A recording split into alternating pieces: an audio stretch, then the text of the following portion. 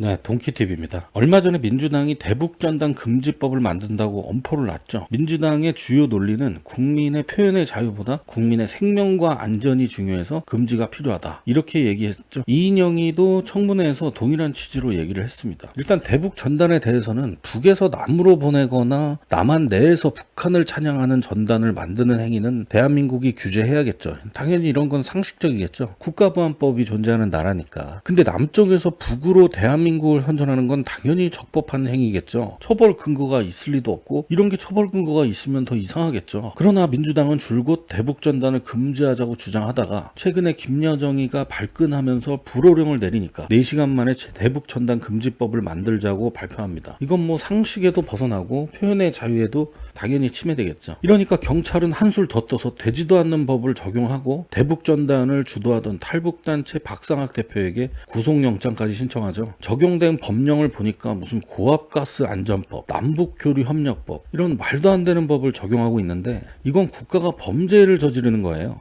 억지 수사고 표적 수사이며 심각한 인권 침해죠. 경찰의 논리대로라면 여태 수십 년 동안 대북전단을 날린 사람들은 고압가스 안전법을 계속해서 위반했는데 여태 처벌을 안 한 건 직무유기인가요? 게다가 남북교류협력법이라는 건 대북 사업을 하는 데 있어서 뭐 통일부 장관의 승인을 받아야 되네 이런 데 적용하는 법률인데 박상학 대표랑은 아무 관계가 없죠. 경찰은 정부의 개가 될 건가요? 이런 법률은 적용이 불가능해요. 국가가 형벌 법령을 적용할 때는 명확한 경우에만 적용해야 됩니다. 이건 의무예요. 최소한 명확하지 않으면 임의 수사만 해야겠죠. 뭐 강제 수사인 체포, 구속 같은 대인적 강제 수사를 하는 건 당연히 금지됩니다. 표현의 자유보다 국민의 생명과 안전이 중요하다? 이건 무슨 개소리인지를 모르겠어요. 대북전단 때문에 어떤 국민의 생명과 안전이 어떻게 위협이 됐죠? 그럼 여태까지 대한민국 국민들 생명과 안전은 수십 년 동안 위협되어 왔나요? 마치 저런 소리는 국민의 생명과 안전이 중요하니까 교통사고 예방을 위해 자가용 이용은 전면 금지하자 뭐 이런 개소리랑 같은 얘기예요.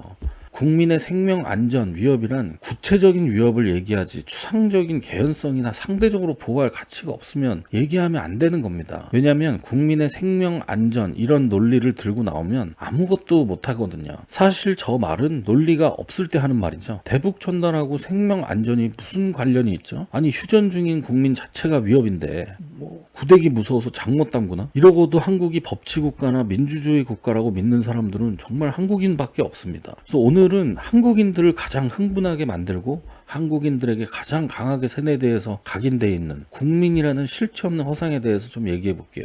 어느 나라나 그렇지만 특히나 한국인들은 국가, 국민 이런 말만 나오면 막 가슴이 뛰고 흥분하면서 이성적 판단을 잃고 국뽕에 취하는 경우가 많아요. 이거는 주입된 세뇌로 인해 생긴 정신병의 일종입니다. 여기서 못 빠져나오면 개돼지 탈출이 불가능해요. 국민이 뭐죠? 한국에 살다 보면 하루에도 몇 번씩 듣는 말이 국민이라는 말이에요. 뭐 정치인, 연예인, 언론, 뉴스 앵커, 일반인 할 거 없이 일상 속에서 매일같이 국민이라는 말을 자주 씁니다. 근데 웃긴 건 국민이라는 말에 실체가 없죠. 국민은 누굴 말하는 거예요? 누가 국민이죠? 너? 나? 여기 국민 아닌 사람이 있나요? 국민을 위한다는 저 말 속에서 어떤 국민을 위한다는 거죠? 한 번쯤 생각을 해봐야죠. 국민이라는 건 법률적 개념으로는 대한민국의 국적을 가진 자를 말하죠. 외국인을 제외한다면 여기 국민이 아닌 사람은 없겠죠. 우리는 국적을 갖지 않을 권리가 없습니다. 그런데 보통 국민을 위한다고 말하는 자들의 특징이 있어요. 모든 걸 초월하는 초법규적 힘을 갖고 싶을 때 쓰는 명분이죠. 정치인들이 쓰는 국민이라는 말에는 그 사람을 지지하지 않는 국민이 포함되나요? 아니 사실상 네 편 내 편을 가르고자 할 때 그럴싸한 말로 포장하기 가장 좋은 말이 국민이죠. 국민들께 사과해라. 국민을 위해서 그런다. 국민이 보고 있다. 국민이 원하고 있다. 이런 말들 사실상 국민이라는 말 뒤에 숨어서 자신의 정치적 이익을 관철시키는 데 악용하죠.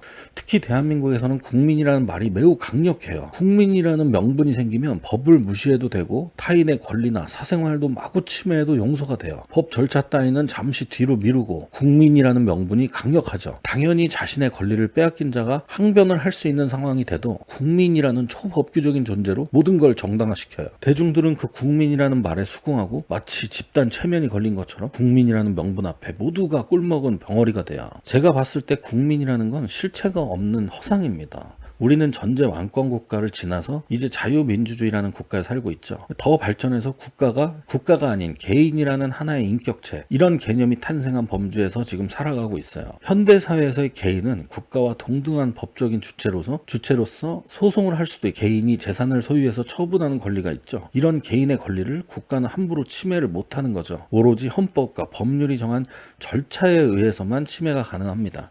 결국 국민이라는 말은 이런 개인의 권리를 뺏고 싶은데 법이 정한 절차가 너무 엄격하고 너무 지키기 힘들고 귀찮아서 빼앗지 못하고 있을 때 쓰는 선동용 용어예요. 저들이 말하는 국민이라는 거는 없습니다. 그러니까 국민이라는 말에 선동되는 미개한 사람이 되지 마시고 개인의 가치를 높이고 한 명 한 명이 잘 되는 일이 결국 전체인 국가가 잘 되는 일이라는 것을 깨닫는 시민이 되었으면 좋겠습니다.